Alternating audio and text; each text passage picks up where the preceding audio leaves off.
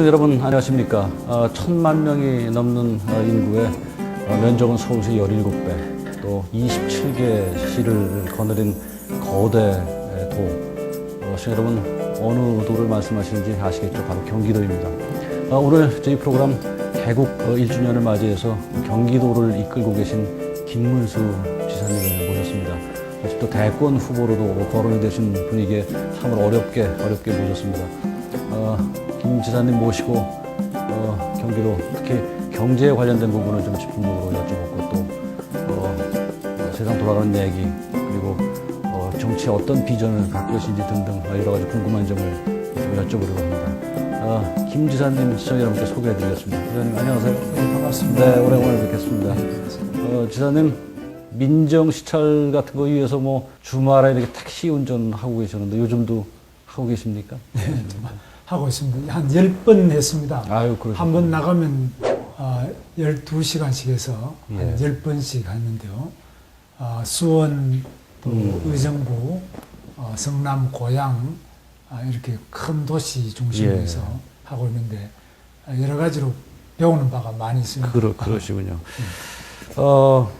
지사님 이력서를 이렇게 보면은 참 뭐라고 할까 아주 특이한 게 많아요. 보통 서울대 경영학과 나오셨습니까? 네, 그렇습니다. 경영학과 나오셔가지고 이력을 보니까는 그 무슨 기능공 자격증이 8개나 된다고 그러시더라고요. 네, 그렇습니다. 우리가 보통 이렇게 서울대 나오신 분들이 이렇게 인류대학 나오신 분들이 정부에 들어오실 적에는 보통 고시해가지고 뭐 이렇게 순탄하게 올라오시는데 노동운동을 하셔서 그렇지만은 뭐 우리가 상식적으로 서울대 나오셔가지고 기능공 자격증이 8개나 된다라는 것이 굉장히 재밌게 들리기도 하죠. 뭐 어떤 자격증들이세요?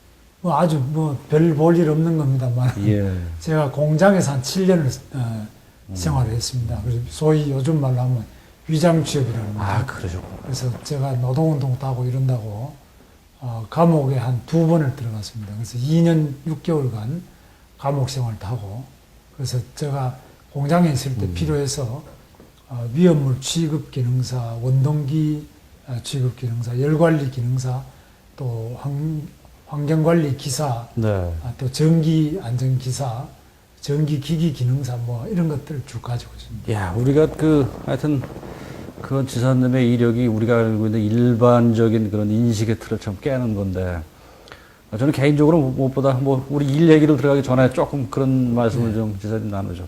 가장 궁금한 게 이렇게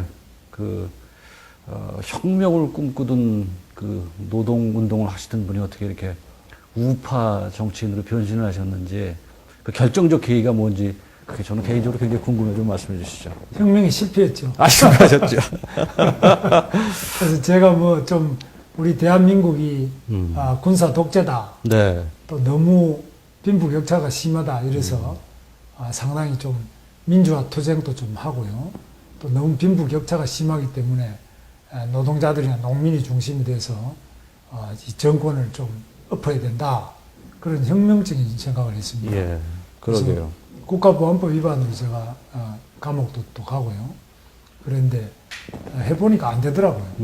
감옥살이도 했지만은 또 고문도 많이 당하고 또 소련도 보니까 붕괴되고 동독도 무너지고 공산국가도 다 무너지고 되는 게 없더라고요. 그리고 제가 그래서 안 돼서 감옥에 나온 다음에 88년 올림픽 끝난 다음에 감옥에 나와서 민중당을 했는데 민중당은 이제 좀 제도권 내에서 요즘 말로 하면은 노동당, 민주노동당 이런 식의 그 정당을 만들어서 해봤는데 그것도 또 92년도 선거에서 완전히 한 석도 못 얻어서 정당이 해산명령이 됐어요. 그래서 완전히 다 혁명도 실패하고 또 급진적인 개혁도 해보니 다 안 되더라고요. 이렇게 사람이 마음만 갖고 되는 게 아니구나. 또 그게 꼭 좋은 것도 아니구나. 이런 것을 깨달으면서 이 현실 자체에 대해서 좀 공부도 하게 되고 그 가운데서 당시 김영삼 대통령께서 제안을 하셔서 당시에 민자당 입당을 해서 신한국당으로 국회에 96년도 처음 들어서 국회의원 3번 하고 이제 도지사를 한 번 하고 있습니다. 근데 저는 궁금한 게 그 좌파의 어떤 그 실험이 아무튼 실패로 끝난 거는 뭐 세계적인 현상이었죠. 소련도 붕괴되고 뭐 중국도 그렇게 됐고. 그런데 굳이 그 반대 쪽에 있던 우파, 조금 가령 좌파 쪽의 방향을 좀 새로운 방법으로 모색하시든가 그런 쪽으로 안 하시고 굳이 대척점에 있던 우파를 이렇게 전향하게 된 동기가 뭘까요? 잘못됐으면 고쳐야죠. 예, 예. 그래서 우리 대한민국의 자유민주주의, 대한민국, 그야말로 과거에 제가 볼 때는 문제가 많다. 좀 실패했다. 예. 이렇게 봤습니다. 그래서 이승만 대통령도 왜 통일국가를 만들지 않고 분단국가를 건국했느냐. 박정희 대통령에 대해서는 왜 군사 독재를 하냐, 쿠데타를 왜 하냐. 뭐 이런 비판. 전두환 대통령, 노태우 대통령 모두 다 제가 반대 비판을 많이 했죠. 그런데 실제로 지금 돌아보면은 당시에 우리 이승만 대통령께서 대한민국을 이렇게 자유민주주의 국가로 건국을 안 했다면 지금 우리가 잘 때에도 중국처럼 그 정도 수준밖에 안 됐을 거고 못 되면 북한이죠. 정말 참 생각해 보면 아찔한 순간들이죠. 네. 건국의 아버지들이 정말 우리 대한민국 자유민주주의 대한민국 건국을 잘하고 또 6.25 때도 공산 침략으로부터 우리 네. 대한민국을 지켜냈기 때문에 이러한 오늘이 있는 거 아니냐 그런 생각을 하면서 매우 감사하게 생각하고 있습니다. 네. 지사님 삶의 궤적을 이렇게 살펴보면 참 어린 시절 어려우셨죠. 어린 시절, 학창 시절 힘들게 살아오신 거 보면은 그 삶의 궤적이 우리가 일반적으로 알고 있는 소위 그 우파 쪽 같은 그런 전형적 패턴하고는 많이 벗어나 있는 것 같아가지고 아주 하여튼 흥미롭습니다. 제가 얘기를 들어보니까 16시간을 하루 일하신다 그래요. 네. 그리고 또 의원이실 적에 의정활동 아마 1위에도 꼽히셨고요. 거의 워커홀릭 수준이신 것 같은데. 네. 그죠? 일을 너무나 열심히, 그러니까 김문수 지사께서 일을 열심히 하신다라는 거에 대해서는 아마 큰 이견이 없는 것 같아요. 전체적인 여론이. 예, 성향이 달라서 그러긴 예, 해요. 바쁘게 왔다 갔다 합니다만 네. 큰 성과는 있는지 모르겠습니다. 정치인 김문수와 또 행정가로서 도지사 김문수 일을 비교하시면 어떠세요? 국회의원은 네. 대단히 중요한 일을 하고 계시죠. 대통령 탄핵도 할 수 있고 네. 또 국무총리 임명 동의, 헌법 개정안의 발의, 예산의 심의 다 하죠. 국회의원이 매우 중요한 일을 함에도 불구하고 혼자서 하는 건 없죠. 국회의원 과반수가 모여서 그렇죠. 과반수가 찬성해야 되기 때문에 회의체이기 때문에 자기가 얼마나 중요한 일을 하고 있는지 국회의원 각자가 좀 잘 못 느끼고 계실 때가 있겠습니다. 네. 그러나 도지사는 그야말로 모든 공무원이 도지사가 하는 일을 도와주는 소위 독임제죠. 혼자서 도장을 찍으면 그것이 바로 결정이 되는 네. 이런 독임제이기 때문에 매우 중요한 일입니다만은 그러나 국가 전체로 본다면 국회의원들에 비해서 그렇게 중요성이 많이 떨어지는 일이다. 그렇게 볼 수 있겠습니다. 지사님 개인적으로는 적성이 어느 쪽에 더 많으세요? 저는 둘 다 좋은 일이겠습니다만은 이 도지사를 제가 지금 3년 4개월째 하는데요. 네. 도지사를 해보니까 우선 개인적으로 배우는 게 많습니다. 저는 아주 너무나 많은 것을 배우고 제가 맡은 일이 법정 사무가 8,500가지가 좀 넘는데요. 이 많은 일을 제가 모르던 것을 직접 결정을 해야 되기 때문에 배우고 또 듣고 결정하고 이런 가운데서 스스로 개인적으로는 아마 인생에서 가장 공부를 많이 하는 그런 시간이 아니냐 생각합니다. 자, 우리 도정에 관한 얘기를 조금 한번 지사님 나눠보도록 하죠. 네. 지금 글로벌 경제 위기가 1년에 벌써 넘어서고 있는데 요즘 한번 그런 시류에 편승해서 한번 도지사로서 도내에 있는 기업들이 많이 있죠, 그죠? 네. 삼성전자도 있고 또 중소기업들도 많은데 그런 기업들의 경기 상황 정말 좀 나아지고 있는 겁니까? 어떤 겁니까? 한번 전체 경기를 되짚어보는 의미에서도 한번 제가 좀 궁금하기도 해요. 어떻습니까? 아시다시피 우리 경기도가 대한민국의 일자리의 거의 절반 이상을 늘 만들어내고 있습니다.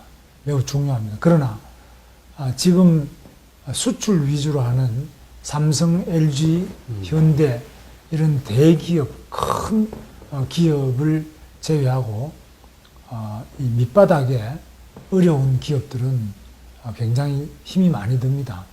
요즘 아시다시피 글로벌 경제 위기, 특히 금융 위기 속에서 중소기업은 자금난 때문에 고생을 많이 하고 있는데 이런 부분에 대해서 정부에서도 노력을 하지만 네. 우리 도에서도 자금을 많이 증액을 해서 약 1조 3천억 이상 증액을 했는데 그런 점에서 조금씩 노력은 하고 있는데 여전히 아직까지 민생, 경제, 경기 또 일자리 이런 면에서 예년의 수준을 아직 회복하고 있지 못합니다. 그래서 굉장히 힘든 나날을 우리 서민들이 보내고 계신다고 생각이 됩니다. 그러게요. 그 아무래도 자본력이 있는 대기업들한테는 경기가 좋아지고 있다는 것이 피부로 느껴지는데 소위 민생 그리고 중소기업들은 여전히 어렵다는 것이 아마 보편적인 상황이고 경기도도 아마 그 틀에서 크게 벗어나는 것 같지는 않지요. 그렇습니다. 네. 김 지사님 전에 계시던 손학규 지사 하면 우리가 그 외자 유치로 이렇게 딱 그 규정이 됐었는데 우리 김 지사님 하면은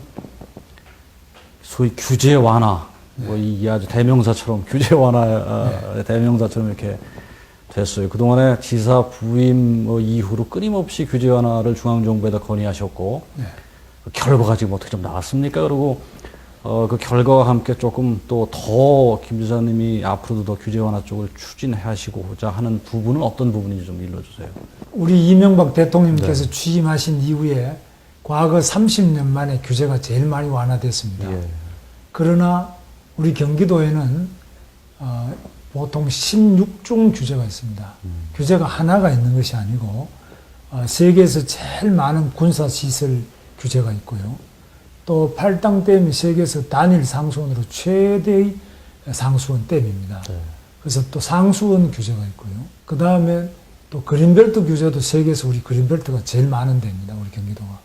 전 세계 그린벨트가 영국하고 우리밖에 없는데 그중에 경기도가 그린벨트도 세계에서 제일 많습니다. 또 농업진흥지역에 대한 규제, 뭐 이런 거기다가 또 전체 수도권 규제가 또 있습니다.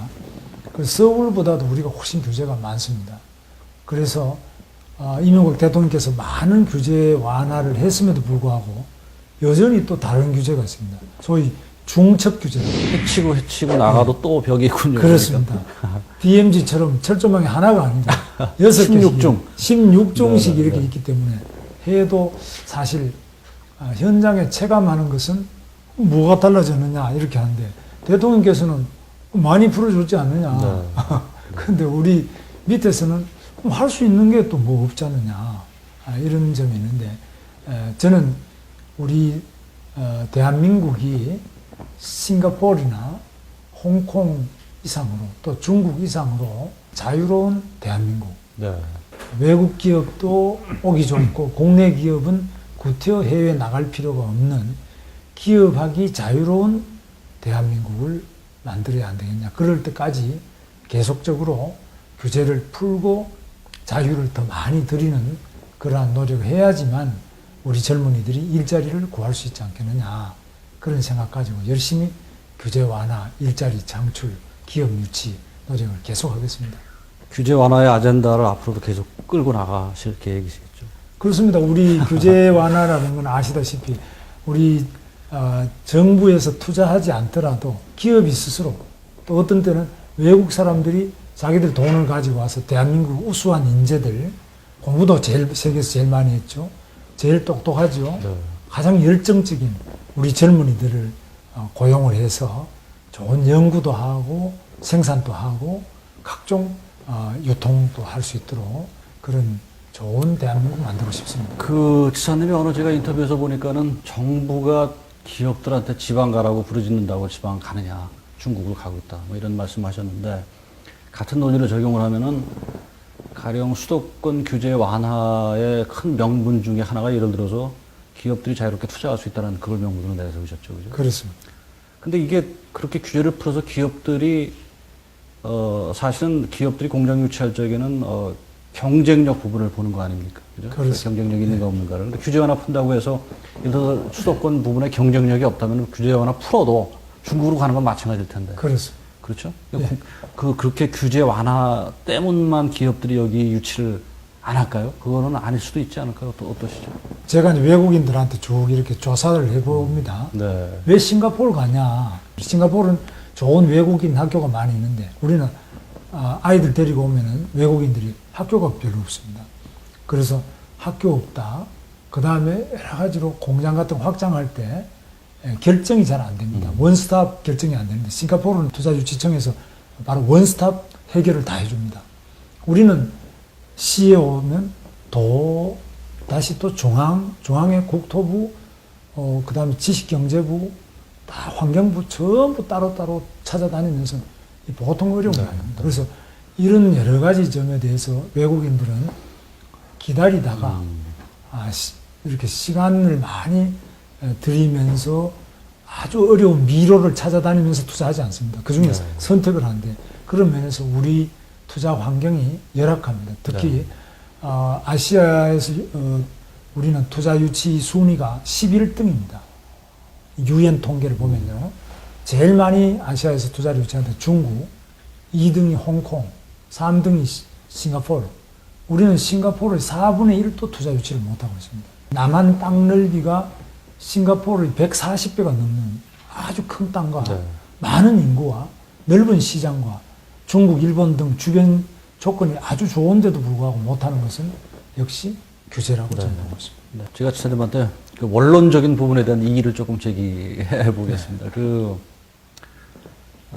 그런 규제 완화 부분에 지사님의 주장에 확실히 설득력이 있어요. 제가 보기에도 있는데 문제는 뭐냐면은 수도권 지금 그 규제 완화가 몰고 소위 그 수도권의 거대화가 주는 부작용이 분명히 있단 말이에요. 그죠?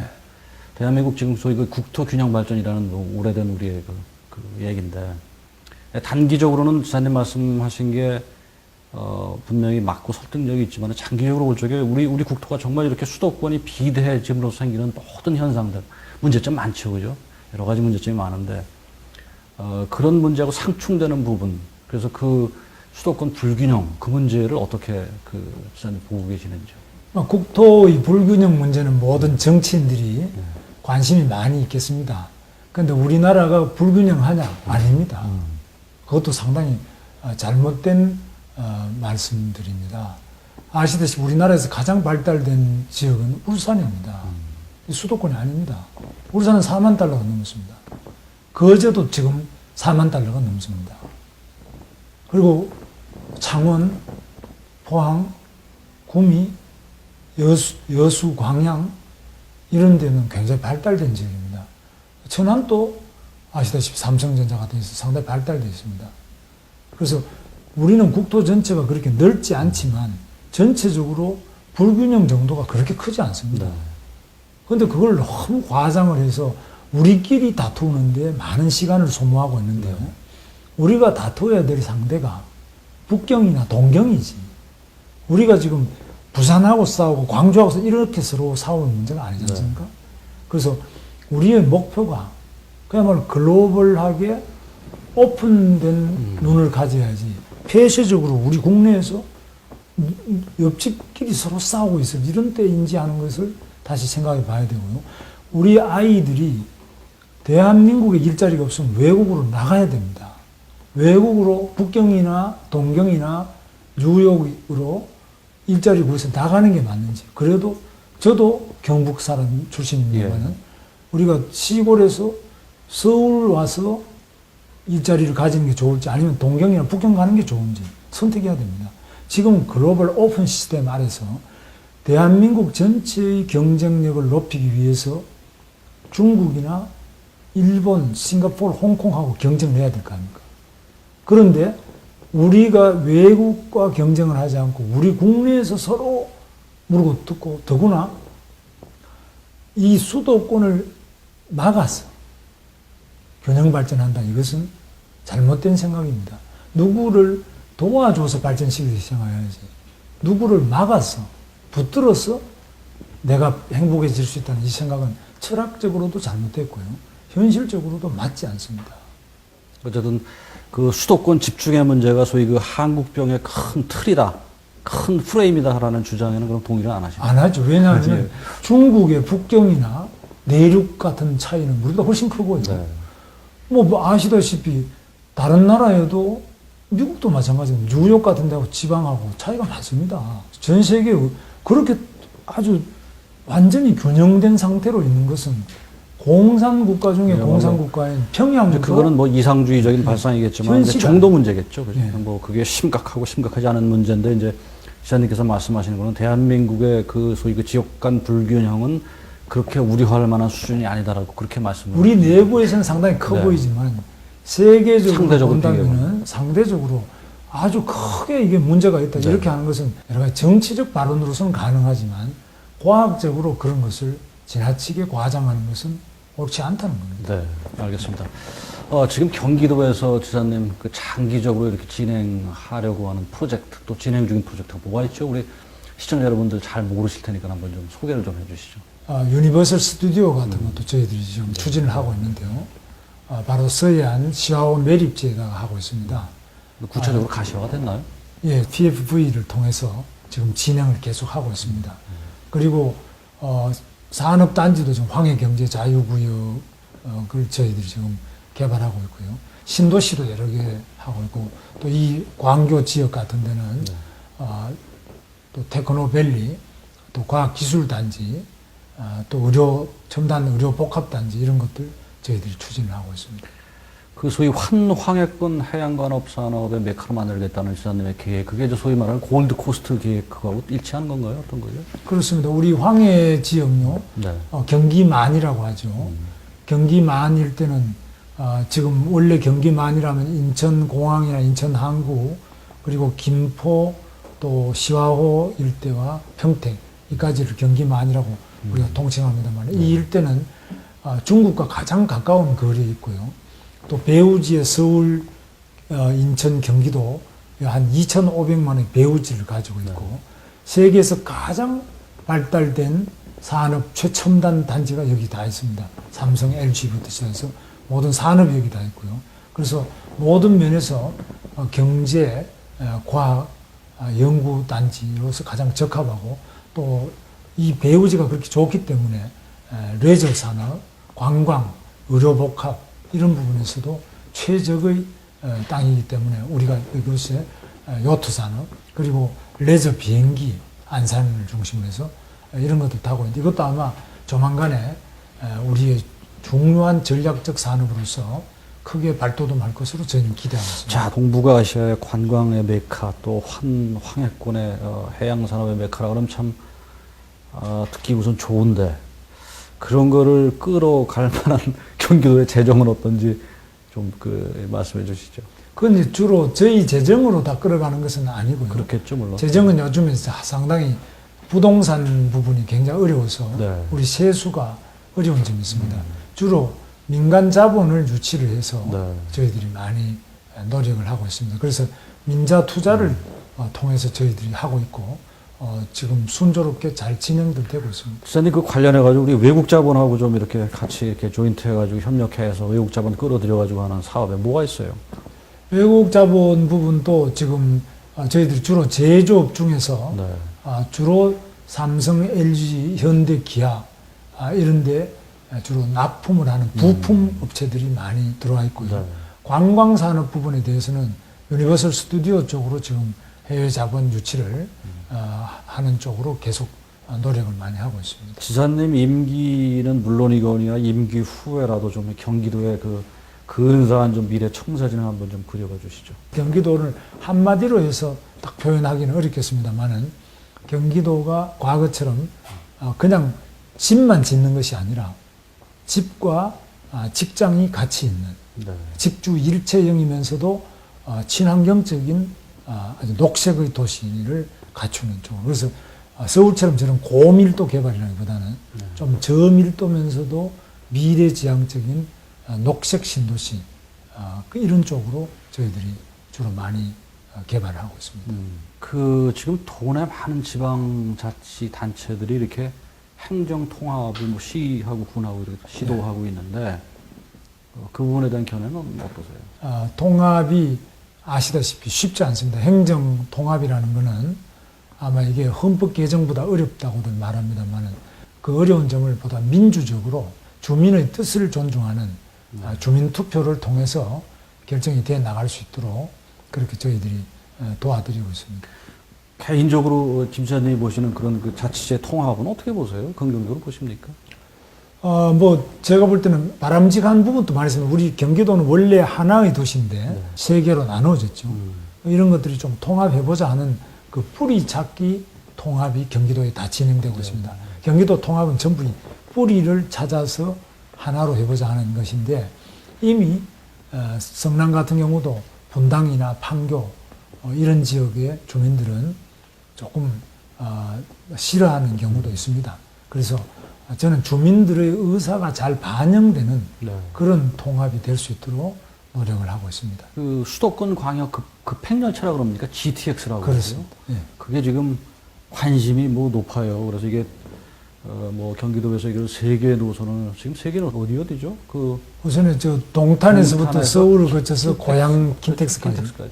그 다음에 의정부에서 또 서울을 거쳐서 금정, 공포 금정역까지요. 그 다음에 청량리에서 또 서울을 거쳐서 부천을 지나서 송도까지 가는. 그렇군요. 이게 지금 뭐 시행이 확정된 겁니까? 지금 국토부에서 검증 작업을 하고 있습니다. 네. 이거 지금 세계 노선 동시 착공을 주장하셨는데 그렇습니다. 이게 설치되면 무슨 효과가 있을까요? 우선에 동탄에서 서울 강남 삼성역까지 지금은 1시간 30분 걸리는 것이 불과 18분 만에 주파가 됩니다. 네. 18분이요? 네. 획기적인 대단하군요. 교통수단입니다. 네. 그래서 세계에서 가장 초현대적이면서 최고속 철도가 되겠습니다. 예.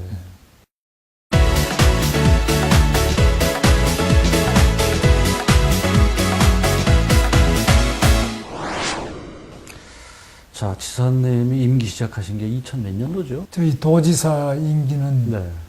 지금 3년 4개월 됐습니다. 그러셨죠. 그러면 1년이 채 아직 안 남으신 건가요? 그래서 이제 한 8개월 남았습니다. 아, 그러시구나. 네. 자, 남은 기간 내가 아직도 이런 부분에 미련이 있다. 이거 좀 강력하게 좀 추진하겠다고 하시는 부분이 있으면 뭐가 있을까요? 미련이 아주 많은데 저는 아직까지 뭐 행정 자체를 모르고 도지사를 시작했습니다만은 그러니까 이제 그동안 많이 배웠습니다. 그리고 지금 또 매일 배우고 있는데 마오던 부분에 그렇습니다만 특히 저는 이 대한민국에서 가장 기업하기 좋고 사람 구하기 좋고 투자하기 좋은 경기도. 그래서 세계적으로 볼 때 우리 경기도에 가면은 모든 것을 다 배울 수 있다. 모든 것을 다 이렇게 자유롭게 할 수 있다. 이런 아주 세계 최고의 경기도를 만들어 보는 것. 그게 꿈인데 아직까지 안 된 게 많이 있습니다. 그래서 너무나 이 훌륭한 우리 젊은이들 많이 살지 않습니까? 그래서 이 좋은 젊은이들과 함께 정말 좋은 기업, 좋은 대학, 좋은 병원 뭐 이런 거 다 한번 만들어 보고 싶습니다. 자칫하면 이게 배우다가 임기가 끝날 것 같은데 그런 면에서 임기를 좀 한 번 더 하시고 싶은 단도직입적으로 재출마하실 겁니까? 아직까지 뭐 재춤한다 이렇게 말씀 못 드리겠는데 결국 이제 우리 도민들이 판단하시겠습니다만은 여러 가지로 이 도지사 자체도 할 일이 아주 많고요. 또 국가적으로 보면 국가적으로도 사실 제가 하고 싶은 일도 또 많이 있고 그런 점에서 아직까지 좀 여러 가지 판단을 내리지 않고 있습니다. 네. 자, 경기도지사는 뭐 사실은 경기도지사를 떠나서 이게 중앙정부에서 늘 눈여겨보는 자리로 소문이 난 자리인데 그런 면에서 우리가 중앙정부에 관련된 질문을 제가 지사님한테 좀 몇 가지 드리겠습니다. 요즘 뭐 세종시가 이게 뭐 그냥 난리예요. 이거 뭐 시끄럽고 그런데 세종시 추진에 대해서 그냥 굉장히 센 소리를 내줬어요. 아무튼 이 김 지사님 그 센 소리를 굉장히 잘하시는 분으로 유명하시죠. 왜 그렇게 반대 목소리 내셨어요? 저는 이제 들어보시죠. 세종시 처음 발단이 바로 수도 이전이었습니다. 그렇죠. 네. 서울에 있는 수도를 세종시로 가져간다. 이것이 전임 우리 노무현 대통령의 대선 공약이었는데 그걸 두고서 지사님이 노무현 대통령이 그 박은 말뚝 중에서 제일 잘못 박은 거다 여기까지 말씀하셨어요. 그렇습니다. 네. 왜냐하면 이 수도 이전을 한다는 것은 바로 600년 넘은 이 서울을 옮기는 것인데 우리 한반도 역사를 보면은 수도가 밑으로 내려가서 잘 된 경우는 없습니다.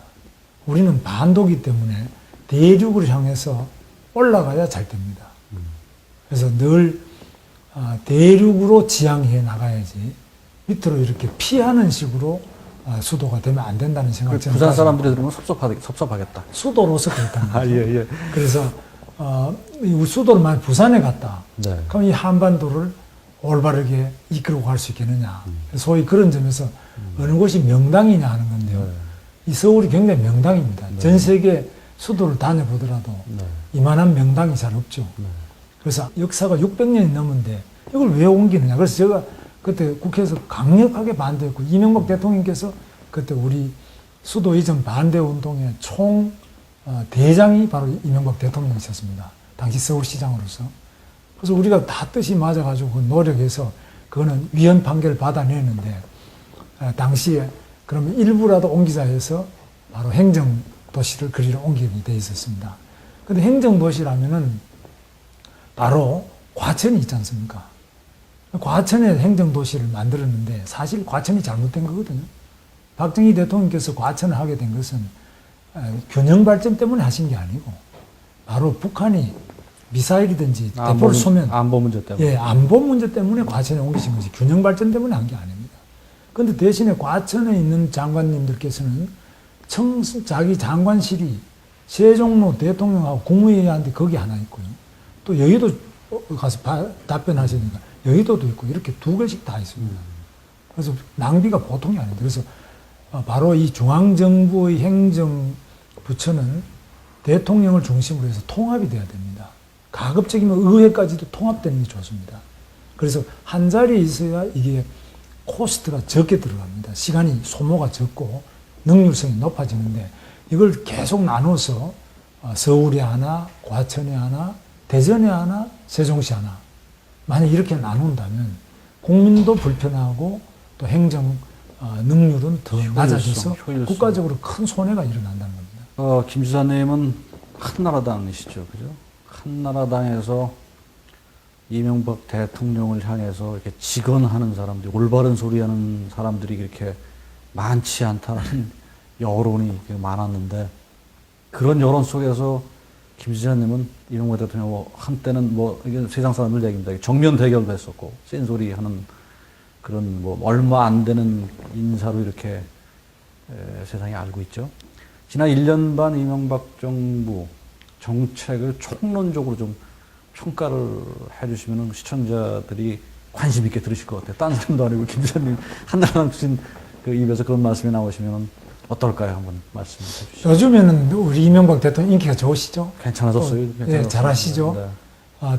저는 경제 때문에 굉장히 많이 좋아지고 있다 이렇게 보고요. 네. 세계적인 이 경제 위기 속에서 비교적 잘 경제를 끌고 나가고 계신다. 이런 점이 주로 지지도 상승의 큰 원인이라고 보고요. 네. 그 다음에 서민 정책 많이 신경을 많이 쓰시고 또 보이기 때문에 과거 초기에 너무 부자들을 위한 정부 아니냐 이런 비판이 많이 완화가 됐고요. 그래서 이명박 대통령께서 소위 본 궤도에 올라가고 있다고 보는데 저는 제일 잘못되셨던 점이 바로 촛불 시위 때보다 단호하게 법 질서를 세우지 못하신 점이 한 1년 동안 이명박 대통령의 그 임기 초반 가장 중요한 1년을 허송세월하는데 크게 그 영향을 미쳤다고 봅니다. 그래서 초반에 사실 여러 가지 좀 단호하게 방향을 잘 못 잡아가셨기 때문에 애로가 있었으나 지금 뒤로 올수록 점점 지지도도 올라가고 상당히 경제도 좋아지기 때문에 앞으로 큰 업적을 남기는 역사에 남는 대통령이 되시기를 바라고 네. 그러나 지금 또 잘 나갈 때 조심하셔야죠. 잘 나갈수록 쓴소리도 좀 들으시고 말씀을 많이 듣고 비판을 많이 청해서 들으신다면 훌륭한 대통령으로 큰 업적을 남기시지 않겠나 그런 기대를 해봅니다. 매우 제가 기초적인 그 의구심 같은데, 자, 어렸을 적에 학창 시절, 어린 시절, 젊은 시절 힘들게 어려운 환경에서 지내셨고, 그 다음에 노동운동을 하셨는데, 그러니 저러니 아까 제가 드린 질문하고도 뭐 유사한 질문이지만 김 지사님이 어쨌든 그런 참 지난한 환경에서 젊은 시절을 보내시고서 소위 지금 정부의 부자 아무래도 감세 같은 부분들 또 그 일테면 뭐 기득권층한테 조금 상대적으로 서민층보다 그들을 위한 어떤 그런 뭐 정책 같은 것을 좋은 눈으로만 볼 수 없지 않는가라는 생각이 드는데 그런 부분에 소위 친서민 정책 물론 요즘 이제 들고 나오긴 했지만은 전체적인 기조가 어쨌든 일반인들은 서민보다는 친기업적이고 부자들을 위한 뭐 감세 이런 얘기가 나오지 않습니까? 그 부분에 대해서 그래도 조금 좀 이렇게 못마땅한 부분이 있지 않을까요? 어떠시죠? 뭐 저는 좀 더 과감하게 해야 된다고 봅니다. 특히 지금 보면 우리 국가적으로 세금을 걷어서 어디에 쓸 거냐 하는 문제가 있겠습니다. 물론 서민들을 위해서도 써야 됩니다.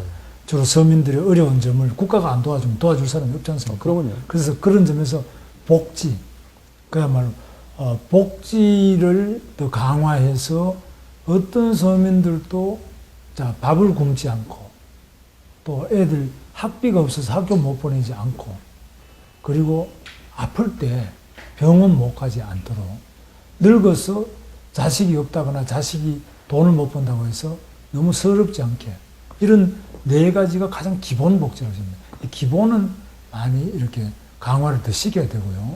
또 복지 효율성도 높일 수 있는 여러 가지 시스템을 발전시켜 나갈 필요가 있는데 그러나 과거에 우리가 예를 들면은 재벌이다, 강남이다, 이런 잘 나가는 대기업 이런 데 대해서 징벌적 과세. 예를 들면은 대표적인 게 종합부동산세 같은 게 그런 거였습니다. 너무 돈 많은 사람 한번 고생해봐라. 너 한번 당해봐라. 이런 식으로 징벌적인 성격을 이 세금에 너무 부여를 하게 될 경우에는 의욕을 잃고 외국으로 빠져나가거나 아니면 투자를 안 하게 됨으로써 제일 고통을 받는 것은 서민들이 오히려 고통을 받죠. 투자를 안 하게 되면은 일자리가 없어질 때 부자는 벌어놓은 걸 먹고 살면 되지만 서민들은 매일매일 벌어서 먹고 살아야 되는데 매일매일 예를 들면 건설 경기를 너무 때리면 건설 일용직이 먼저 일자리가 없어서 고통을 먼저 받는단 말이에요. 건설 회사 사장이 고통을 받는 게 아니고 건설 일용 노동자가 먼저 고통을 받고 또 제조업에도 투자를 추가 정액 투자를 안 하면은 거기에 공장에 일하는 임시직부터 먼저 일자리가 없어지지 않습니까? 이런 점에서 경제가 바로 물려가고 그러면서 우리가 법인세라든지 많은 세제를 좀 줄여줘야 외국에서도 국내 와서 투자를 해서 투자 확대, 신규 투자를 계속 이끌어내는 그런 세제를 해야 된다. 물론 이게 말처럼 쉽지 않겠습니다만 근본적으로는 세금을 적게 쓰면서 공무원이 효율적으로 일해서 집중적으로 서민들의 선택적 복지를 정확하게 또 생산적 선택 복지를 정확하게 해줘야 된다. 그런 생각입니다.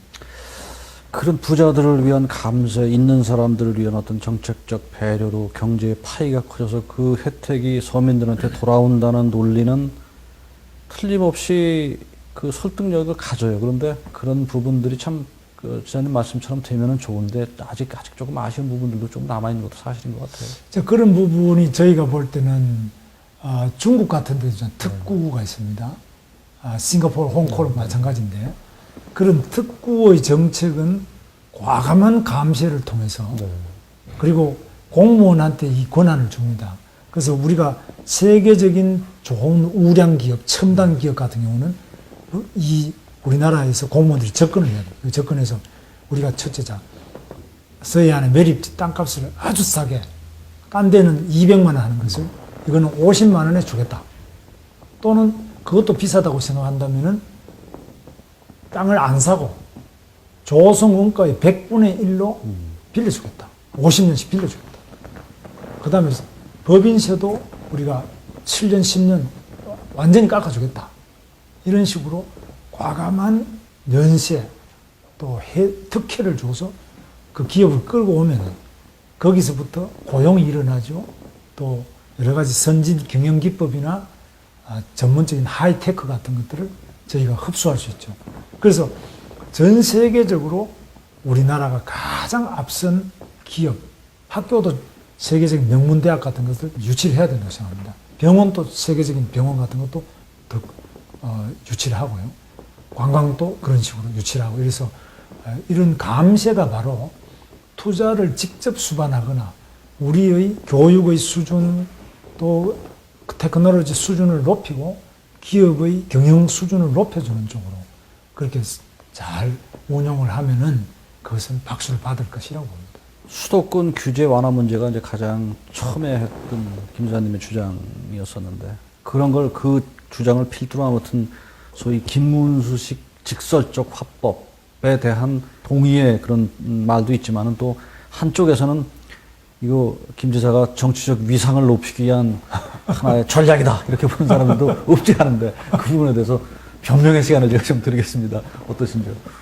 저는 뭐 어릴 때부터 바른 소리를 하다가 감옥도 갔습니다만은 사람이 자기의 생각을 바르게 하고 말을 바르게 하는 것은 중요하고 또 행동도 바르게 하는 게 중요하다고 보는데, 특히 우리나라는 대통령께 대해서 할 말이 있음에도 불구하고 앞에서 안 하고 뒤에 가서 욕하는 이런 것들이 많이 있는데, 저는 가급적이면 대통령이든지 누구한테든지 간에 직언을 하려고 하는데, 저도 사실 도지사이기 때문에 대통령 눈치를 많이 보고 이러다 보니까 하고 싶은 말을 다 못하고 있습니다. 그래서 특히 여러 가지로 저 자신이 혼자가 아니기 때문에 국회의원 때는 뭐 말을 해도 큰 어려움이 없는데, 제가 경기도 전체를 이끌어 가는데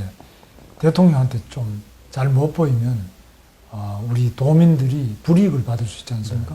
그래서 그런 면에서 굉장히 신중하게 발언을 하고 있습니다. 혹시 지사님 지금 도에서는 어쨌든 제일 높은 어른이신데 밑에 있는 부하가 너무 쓴소리 자주 하고 그러면 보기 싫지 않으세요? 어떠십니까? 인간이 마음이 다 마찬가지겠습니다만은, 그러나 또 전체적으로 그 말이 또 어느 정도로 맞는지 그런 걸 생각해야 되는데, 사실 우리 공무원들한테는 제가 늘 그렇게 쓴소리라도 좀 해달라. 제가 여러 가지 분위기를 만들어서 좀 들어보려고 하는데 너무 안 해서 제가 조금 아쉽게 생각하고 있습니다.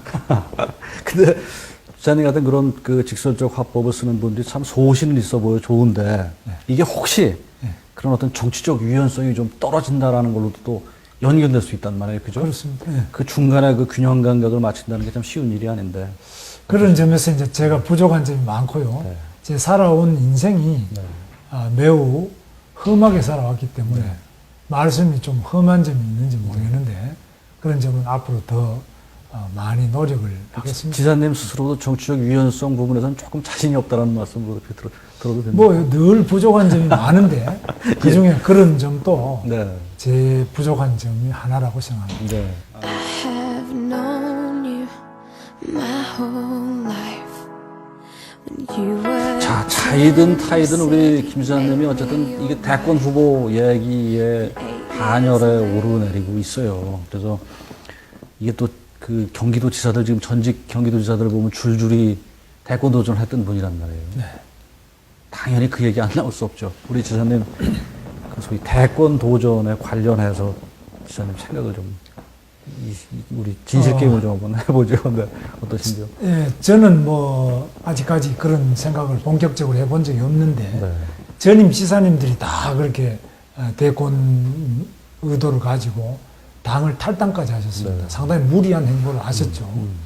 저는 그렇게 탈당할 생각 첫째 없고요. 너무 무리하게 행보를 할 생각은 없습니다. 탈당하면 떨어지더라고요. 그래서 너무 무리하게 대권 행보를 하게 될 경우에는 본인에게나 또 우리 경기도에나 여러 가지 도움이 안 된다고 봅니다. 그래서 국민의 뜻에 따라서 하지, 자기가 내가 해야 되겠다 이렇다고 되는 건 아니지 않느냐. 그런 점에서 매우 제가 경계를 하고 있습니다. 대권 그 리스트에 올라온 분들한테 다 물어보면 다 지사님 같은 분 말씀을 하시기 때문에 약간 진정성에 저는 의심이 가는데 어쨌든 뭐 좋으신 말씀입니다. 저 개인적으로 그 지사님께서 가장 뭐 존경이라고 할까 좋아하는 대통령 누구셨어요?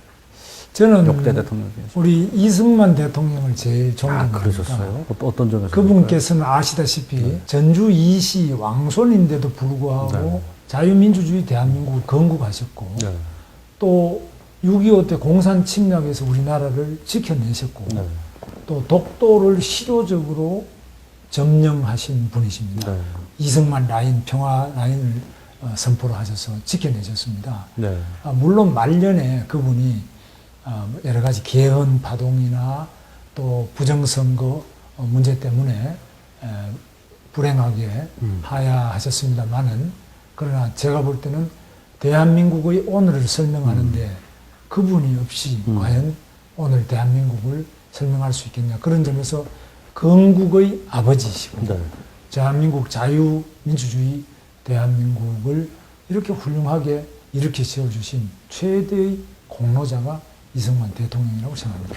지사님이 생각하는 대한민국 정치의 최우선 가치를 뭐를 두고 싶으세요? 자유민주주의로 저는 생각하는데요. 네. 그리고 통일인데 네. 통일도 자유민주주의 통일로 되어서 우리 대한민국이 선진 인류 국가로 발돋움하는 것이다. 그래서 중국, 러시아, 일본에 둘러싸여 있는 우리 대한민국이 그 세계 초강대국 틈바구니 속에서 주눅들지 않고 당당하게 이 동북아에서 역사를 주도하는 그런 나라가 되는 것을 제가 꿈꾸고 있습니다.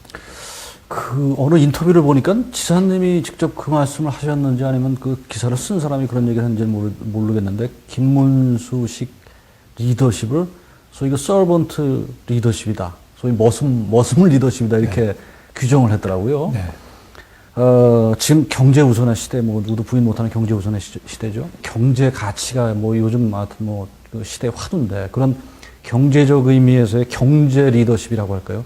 그런 것이 본인이 있다고 생각하시는 거 어떠신지? 저는 부족한 점이 많이 있겠습니다만은 네, 네. 그러나 경제가 가장 중요한 점은 바로 네. 기업이 경제를 주도한다. 네. 정치인이 주도하는 것이 아니다. 네. 그래서 기업 활동을 정치인이 도와주는 네. 이런 것이 올바른 이 경제관이라고 저는 생각하고 네. 열심히 그야말로 서번트로서 기업을 도와주고 또 가게를 살찌게 해드리고 어려운 서민들에 대해서 바로 복지적인 뒷받침을 해드리는 것 이런 것이 옳은 리더십의 핵심이 아니냐 이렇게 생각합니다. 네, 네. 마지막 질문을 제가 좀 드리겠습니다.